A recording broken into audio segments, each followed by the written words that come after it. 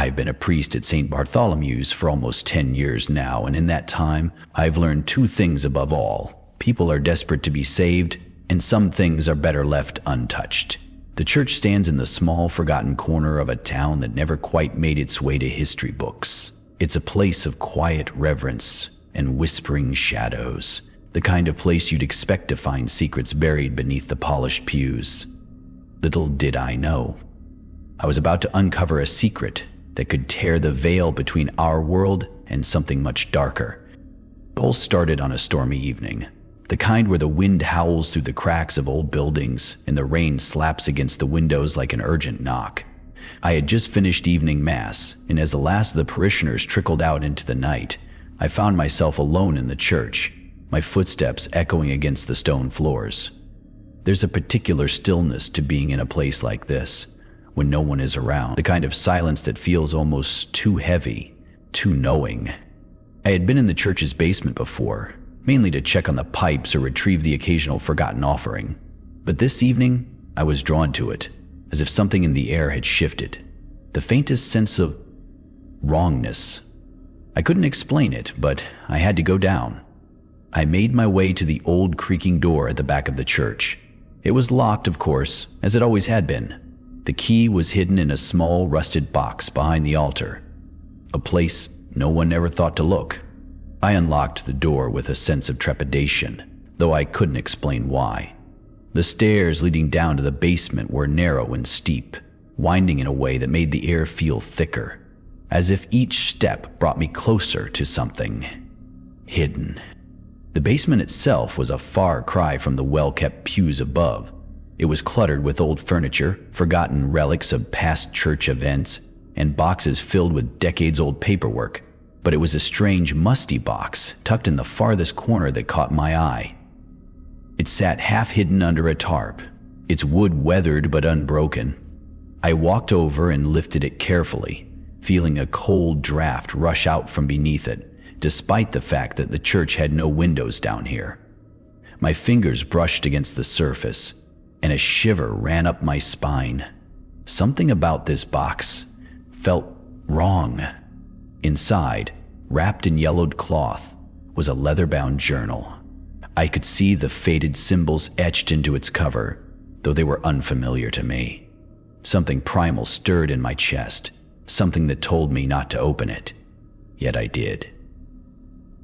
The journal felt impossibly heavy, as though it contained a weight that wasn't entirely physical. The first page was marked with a date, May 23, 1675.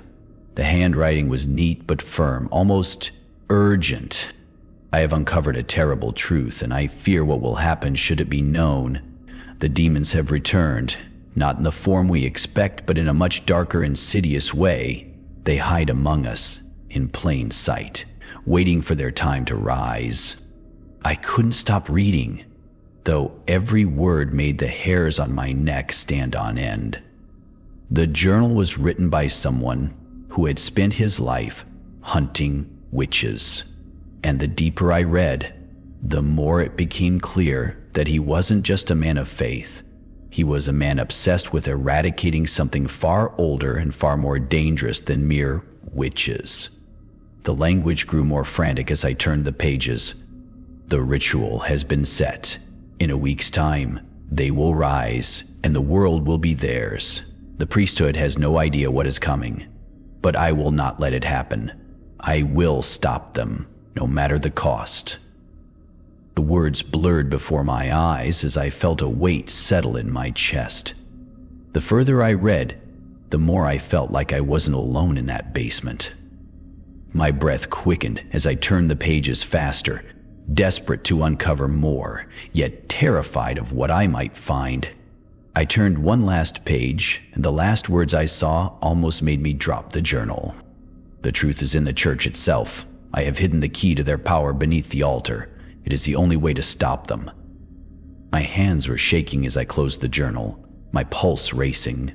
The storm outside had worsened, thunder crashing in the distance, the air electric with something I couldn't explain. I was on the edge of something, but I didn't know if I could handle what I had just discovered. The witch hunter's diary, buried in the church's foundation for centuries, had just revealed to me something that would change everything. But what was this key, and could it really stop what was coming? I had a sinking feeling I was about to find out. The air in the basement felt colder now. I couldn't shake the sensation that something, or someone, was watching me. The journal was heavy in my hands, its cryptic words swirling in my mind. The more I tried to rationalize it, the more I realized there was something far worse lurking beneath the surface of the church I had spent so many years serving. I had never questioned the history of St. Bartholomew's. It was a place of sanctuary, built long before my time, filled with reverence and solemnity. But now, every stone, every beam of wood in the church seemed to whisper with something darker. And that secret, hidden beneath the altar, threatened to unravel everything I thought I knew about faith and about the world. I found myself returning to the church the next morning. The storm had passed, leaving the streets slick with rainwater, the sky a dull gray that seemed to press down upon the town. The morning service had ended with little fanfare, the usual group of parishioners leaving the church as they always did. Their faces were tired, as if they had been waiting for something too. Something that had yet to come, but there was no time to dwell on that now. I entered the sanctuary alone, the quiet hum of the place reverberating in my chest.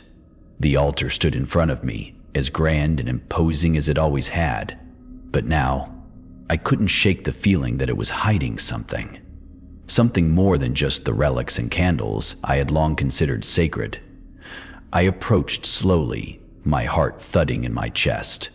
The diary had spoken of a key hidden beneath the altar. Could it be true? Could something be hidden in the very foundation of this church? I knelt down and began to examine the stone floor beneath the altar. It was solid and smooth, no cracks or irregularities that would suggest a hidden compartment. But the journal had been specific. It is beneath the altar, the key to their power. I pressed my hands to the stone, searching for some sign, something that would tell me where to look. And then, as my fingers brushed over the surface, I felt it. A slight indentation, barely perceptible. It was so faint, I almost wondered if I had imagined it, but then it shifted again, as if responding to my touch. I paused, holding my breath. The weight of the moment settled over me, the silence in the church growing thicker. My heart was pounding now, the thrill of discovery mixing with a growing sense of dread. I knew I had to continue, but a part of me wanted to turn away, to leave this place and never return. But I couldn't. I pressed harder, and with a sudden grinding noise, the stone beneath the altar shifted.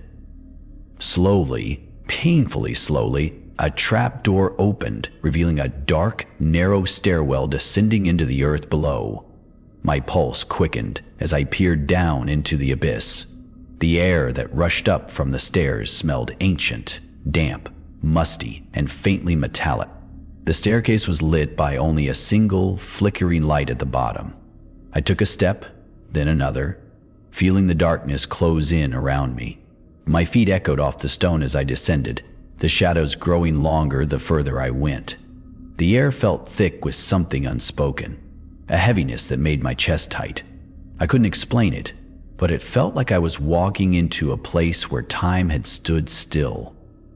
At the bottom, I found myself in a small, windowless room, its stone walls lined with ancient symbols. Some I recognized from the journal, others I had never seen before. The symbols seemed to pulse with a faint, otherworldly glow, their edges sharp and jagged, as though they were carved with intent. In the center of the room, resting on a pedestal, was an ornate chest.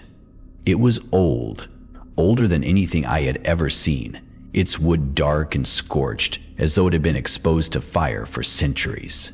The chest was bound in iron, its surface etched with the same strange symbols I had seen on the walls. It was impossible not to feel that it held something far more dangerous than anything I could comprehend.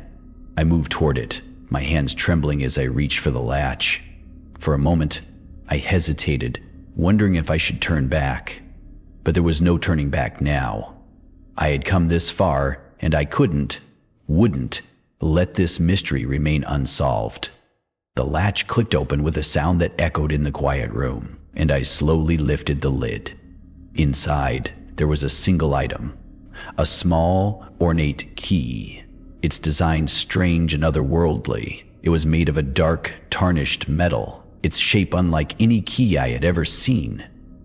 It seemed to hum with a faint, unnatural energy, and the moment I touched it, a chill ran through my entire body. I could feel it. Something ancient and hungry, thrumming beneath my skin. I stared at the key, my mind racing. What had this witch hunter been talking about? What was this key for? And why had it been hidden here in the church for so long?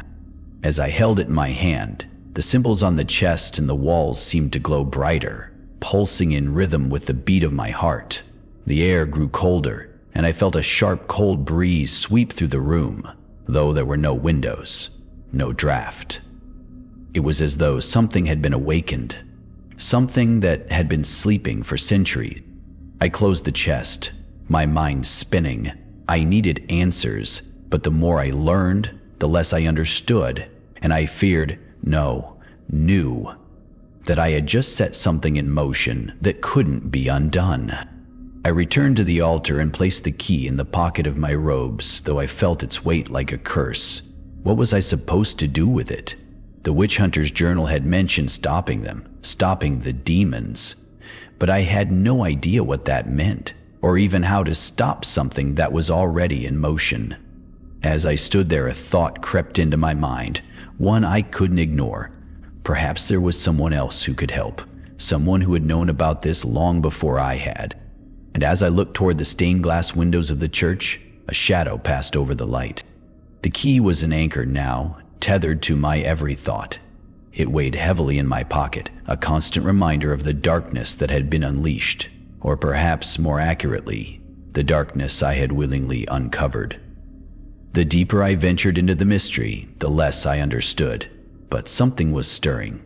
I could feel it, like an unsettling presence creeping just beneath the surface of my thoughts, lurking in the corners of my mind. The following day was eerily quiet. I found myself back at the church early, standing in front of the altar once again, tracing the symbols with my fingers as if they could reveal their hidden meanings. My thoughts raced, and my breath came shallow. I had tried to sleep, but the shadows beneath my eyelids refused to release me. Every time I closed my eyes, I saw the key again, its ancient design, the faint hum it emitted, and the deep sense of foreboding that clung to it. I hadn't dared to take it out again, not yet. I wasn't ready for whatever revelations it might offer. I moved toward the church's small library. The dusty shelves lined with centuries-old texts had always been a refuge for my mind. Perhaps in the tomes of old rituals, forgotten prayers, and forgotten history, I might find some explanation, a way to make sense of what was happening. As I entered the library, a cold breeze stirred the pages of a nearby book. I froze. It wasn't the wind. There were no windows here. The sensation was subtle at first, like a whisper in the air, brushing the back of my neck. I turned sharply, but saw nothing. I shook my head. Tiredness, I thought. That's all it was. But I could not ignore it. The sensation was growing, and it seemed to seep into every corner of the church. I took the journal from my coat pocket, flipping through the pages again. The entries were becoming clearer, more desperate as they went on. The witch hunter who had written it had been obsessed with stopping something, them. But I couldn't quite make out who they were. Demons, yes, but how? How had this man been fighting them? And what of the key? I knew that it held a pivotal role, but the journal had offered no instructions, only warnings. It seemed as though he had been trying to close a door that should never have been opened, but that door had already been cracked wide open. I felt my pulse quicken as a shadow moved in the corner of my eye. No, it couldn't be. But when I looked again, there was nothing. Still, the feeling lingered, growing stronger with every passing moment. The air in the library seemed to pulse now, as though something unseen was pressing against it. I reached for the journal again, only to hear the faintest sound. A whisper. At first I thought it was the wind, but the sensation was wrong. This was not the normal draft that came with the changing of the seasons. It was alive. I spun around, my heart racing, but saw nothing. "Who's there?" I asked aloud, my voice thin and brittle in the silence. The faintest rustle came from behind the shelves, as if someone or something had moved. I moved toward the source of the sound, my hands clammy with sweat. It was coming from the back corner, where a small wooden chest sat, partly hidden behind a stack of books. My breath quickened as I approached it. Could it be? Was it another secret? Another thing hidden from the world? I knelt down and opened a chest. Inside was a collection of odd trinkets. Pale, brittle bones, blackened stones, and tattered parchment. One object, however, caught my eye. A small glass vial filled with a dark liquid. I picked it up, feeling the weight of it in my hand. It seemed to him, just like the key had, a cold, unsettling hum that radiated from deep within the vial. This was no ordinary liquid. It was something ancient, something demonic. My fingers trembled as I reached for the vial stopper, but as soon as I touched it, a searing pain shot up my arm. I yanked my hand away, looking down to find a dark mark like a burn spreading across my skin. The whispers grew louder now, filling my ears. "Too late. Too late. You can't stop it." I spun around, my eyes darting to every corner of the library. But I was alone. Only the shadows remained, stretching across the walls in strange, contorted shapes. I dropped the vial back into the chest, slamming it shut. The whispers stopped, but the sense of dread lingered like a thick fog in the air. I backed away slowly, trying to calm my breathing. I was being hunted, I realized. Not by a person, but by something far worse. Something older than any man-made horror. The journal had spoken of rituals, of a key that could open a gateway, and of a man desperate to stop it. Had I unleashed something by simply finding the key? Was I the next in line to fall victim to whatever this witch hunter had been trying to destroy? I closed the chest and locked the library door behind me, but as I stepped back into the church's main hall, the feeling of being watched intensified. It was as though the very walls were closing in on me, the weight of the church itself pressing down with each step. I could hear faint footsteps echoing in the distance, but when I looked, I saw no one. A shiver crawled up my spine as I realized I was not alone. Somewhere in this church, there was something else. Something dark. Something waiting. I couldn't hide from it forever.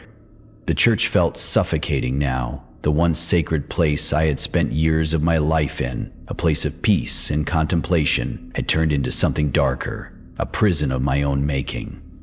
The whispering shadows had followed me out of the library and now seemed to swirl around every corner, gathering strength in the silence. The burn on my hand throbbed, and I couldn't help but look at it constantly. The dark mark had spread, forming intricate patterns like veins creeping through my skin. The more I tried to ignore it, the more it seemed to ache, pulling my attention toward it like a magnetic force. I couldn't leave, not yet. The key, the journal, and now the vial. I was tied to this place. This church, this history, was pulling me deeper into its grasp. I walked the aisles, past the pews, eyes darting around in search of something, anything, that could explain what was happening to me, what had been unleashed. I tried to recall everything from the journal, trying to piece together the fragmented warnings. There were mentions of rituals, of an ancient evil buried beneath the church, something far older than any human understanding. The witch hunter had written of a chamber, one hidden from all who walked this earth, where the key could be used to unlock a portal to something that could change the fabric of existence itself. I paused in front of the altar. The ancient stone felt cold beneath my fingertips, and I could swear I heard a faint murmur, like a prayer whispered just beyond my reach. I hadn't heard it before, but I knew it wasn't my imagination. Then it hit me, the altar. The witch hunter had mentioned something about an altar in his final entry. He had written about an altar buried beneath the church, one that served as the anchor to keep the demons locked away. Had I somehow disturbed that anchor?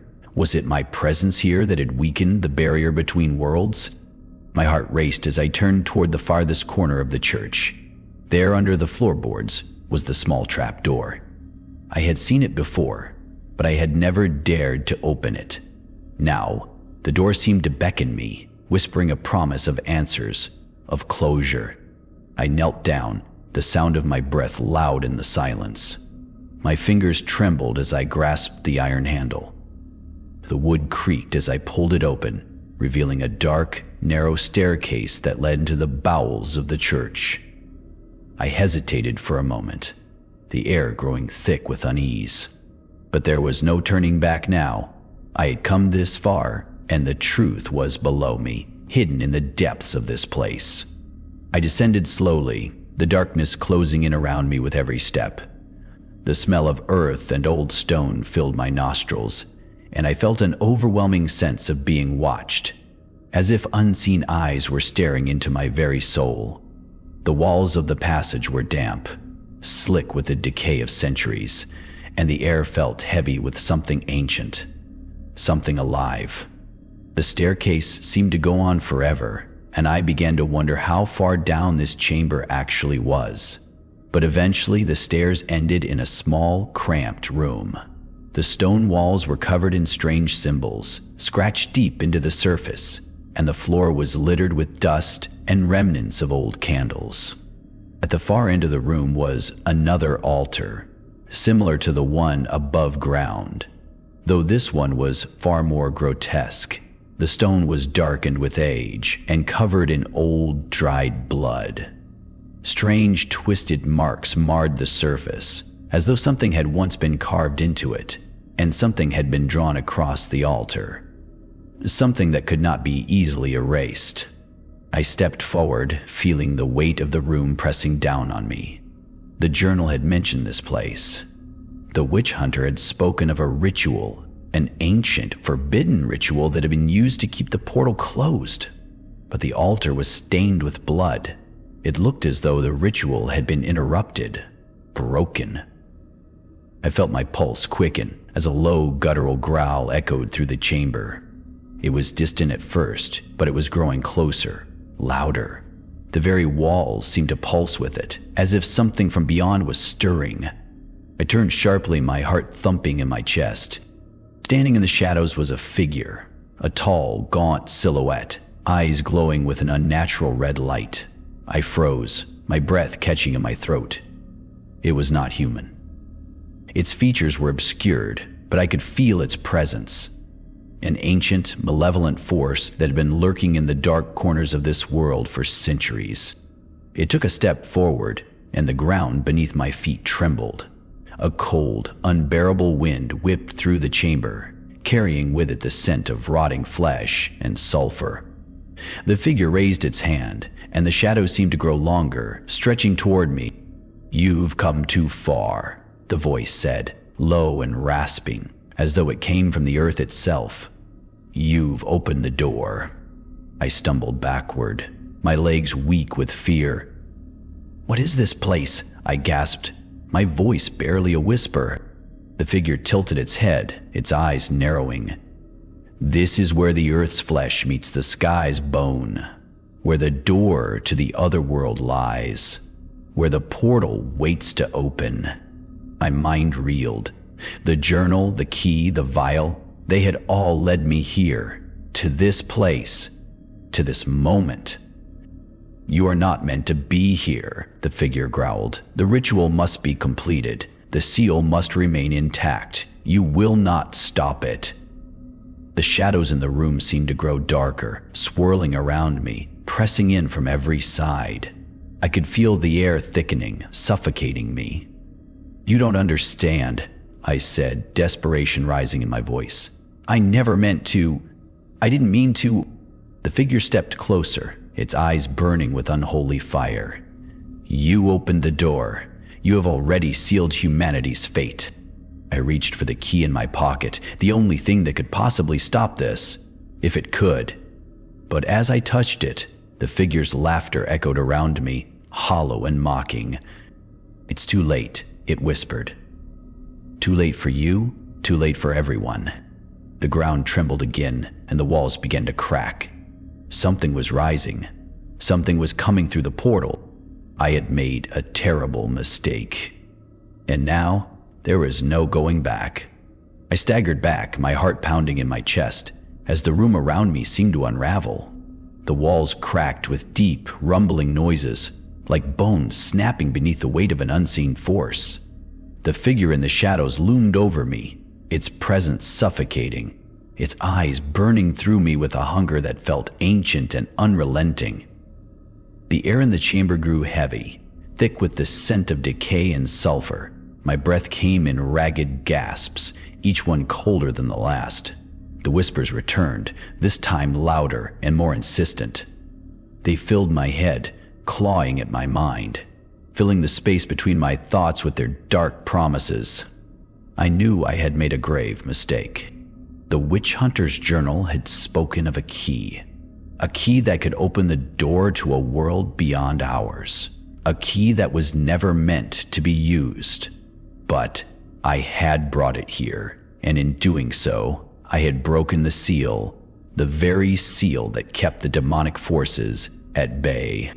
You have to stop this," I whispered, more to myself than to the figure that towered before me.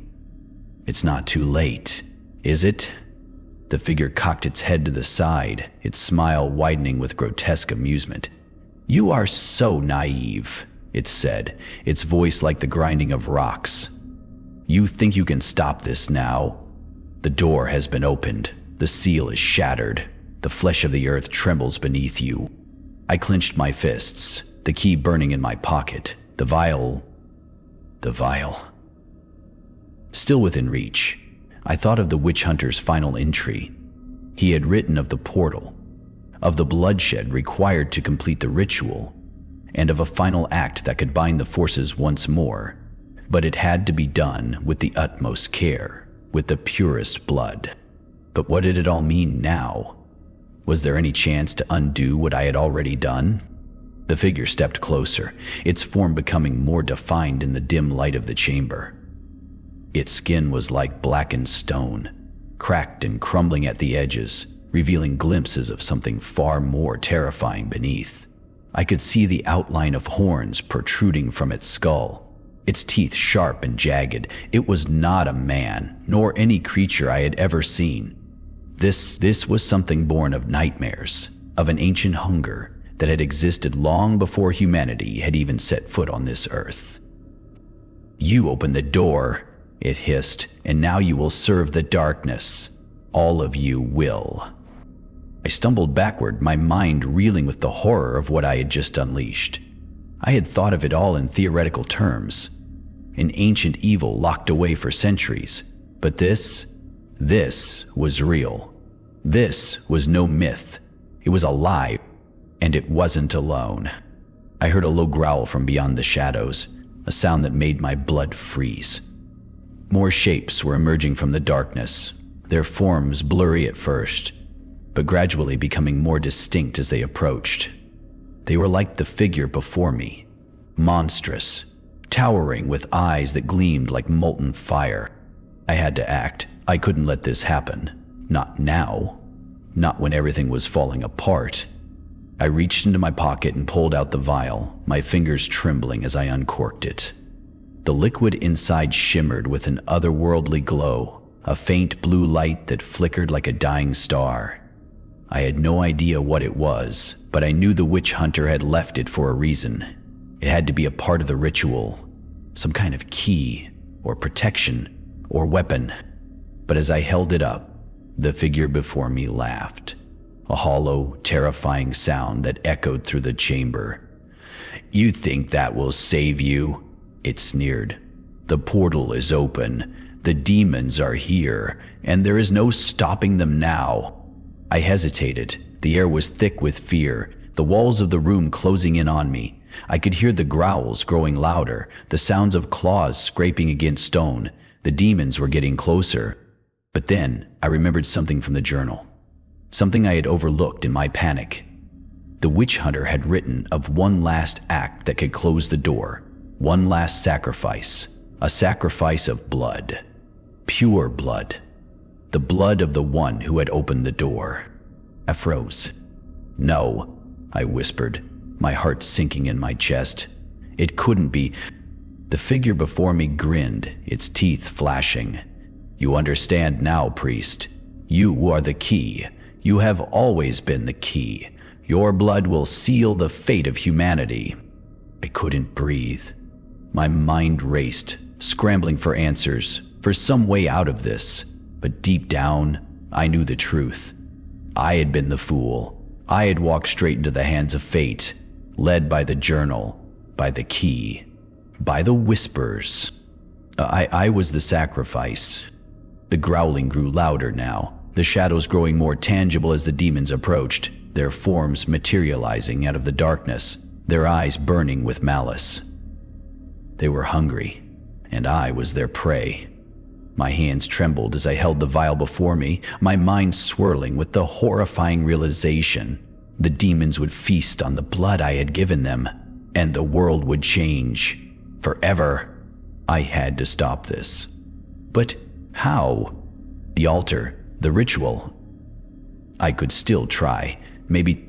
I darted toward the altar, my heart hammering in my chest. The vial in my hand felt heavier with each step, like it was pulling me back toward the demons. I could hear their footsteps now, close, too close. I could feel them, their dark presence, crawling beneath my skin. I reached the altar, placing the vial down with trembling hands, my mind spinning. The witch hunter's journal had said that the ritual could be completed with the right blood, the right offering. But my blood was not pure, not anymore. And the demons, they were already here.